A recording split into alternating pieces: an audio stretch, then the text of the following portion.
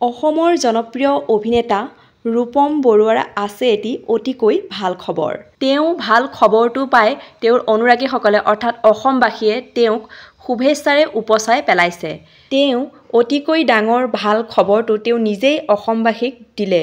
পিছে তেওঁ ভাল খবৰটোনো কি জানিবলৈ ভিডিঅ'টো অলপো স্ক্ৰিপ্ট নকৰাকৈ প্ৰথমৰ পৰা শেষলৈকে চাই থাকিব।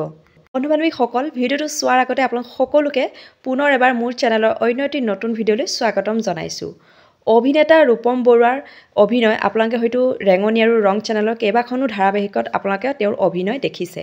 পিছে তেওঁৰ ভাল খবৰটো হ'ল তেওঁ সামাজিক মাধ্যমত এটি বিশেষ পোষ্ট শ্বেয়াৰ কৰিছে আৰু তেওঁ পোষ্টটিত লিখিছে, মোৰ শৈশৱৰ বন্ধু চিমি ৰিয়ান আৰু ষ্ট্ৰাইডছ এণ্টাৰটেইনমেণ্টক ধন্যবাদ। তেওঁলোকে মোক এখন তামিল চিনেমাত কাম কৰাৰ সুযোগ দিয়াৰ বাবে, যিখন চিনেমা ব্লকবাষ্টাৰ হিট হৈ পৰিছে। সঁচাকৈ খবৰটো পাই খুবেই ভাল লাগিল নহয়নে? আৰু তেখেতৰ অভিনয় চাই আপোনালোকে কোনে কোনে ভাল পায় প্লিজ কমেণ্ট কৰি জনাবচোন। আৰু তেখেত অভিনয় জগতত যাতে আৰু আগবাঢ়ি যায় তাকেই ভগৱানৰ ওচৰত প্ৰাৰ্থনা কৰিলোঁ। আৰু ভিডিঅ'টো চাই যদি ভাল লাগিলে ভিডিঅ'টো প্লিজ লাইক কৰিব, কমেণ্ট কৰিব, শ্বেয়াৰ কৰিবলৈ নাপাহৰিব। Bye bye.